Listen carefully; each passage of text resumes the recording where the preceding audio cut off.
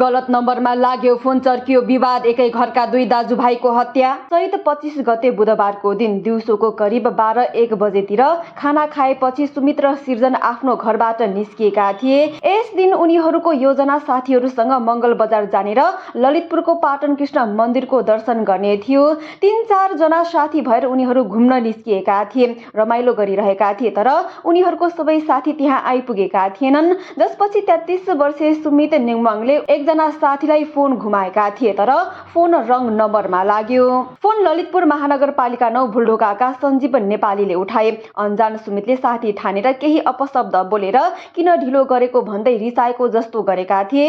यसपछि अर्को तर्फबाट विवाद गर्न थालेपछि सुमितले बल्ल फोन गलत नम्बरमा लागेको थाहा पाए। उनले गलत नम्बर परेछ भन्दै माफी मागे, तर सञ्जीव नेपाली रोकिएनन्। बारम्बार फोन गरेर गाली गलौज गर्न थाले। त जहाँ छस् त्यही आउँछु भनेर धम्की दिन थाले।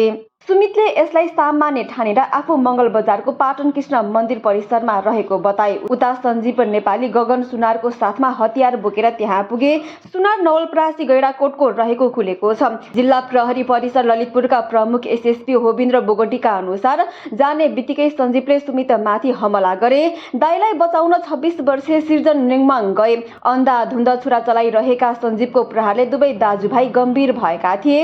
उनीहरूलाई तत्कालै ललितपुरको B&B अस्पताल लगिएको थियो, तर दुवै जनाको उपचारकै क्रममा ज्यान गयो। सुमित र सिर्जन झापाको कमल गाउँपालिका वडा नम्बर 6 का हुन्, तर ललितपुरको इमाडोलमा बस्दै आएका थिए। मुख्य अभियुक्त सञ्जीव नेपाली मासु पसलमा काम गर्ने व्यक्ति हुन्। यसअघि पनि उनी आपराधिक गतिविधिमा संलग्न रहेको देखिएको छ। प्रहरीको प्रारम्भिक अनुसन्धानले यो हत्याको मुख्य कारण रङ नम्बरबाट सुरु भएको विवादलाई मानेको छ, तर के एउटा गलत नम्बरमा डायल हुनु र सामान्य भनाभन हुनुले दुई जनाको विभत्स ज्यान लिने सम्मको परिस्थिति सिर्जना हुन सक्छ? यो प्रश्नले अहिले धेरैलाई सशंकित तुल्याएको छ। एउटा फोन कलकै आधारमा साँझ 7 बजे पाटनसम्म पुगेर त्यहाँ छुरा प्रहार हुनुले यो घटना केवल आवेग मात्र थियो वा यसभित्र कुनै गहिरो रिसिभी वा योजना लुकेको थियो भन्ने गम्भीर आशंका उब्जाएको छ। एउटा सामान्य अपरिचित व्यक्तिसँगको टेलिफोनिक विवादले मानिसलाई यसरी सिरियल किलरको शैलीमा प्रस्तुत हुन उकास्छ कि यो रङ नम्बरको कथा पर्दा पछाडिको अर्कै रहस्य लुकाउने माध्यम मात्र हो। प्रहरीले सीसीटीभी फुटेज र प्रत्यक्षदर्शीको आधारमा अनुसन्धान त अघि बढाएको छ, तर यो घटनाको गहिराईमा पुग्न जरुरी छ।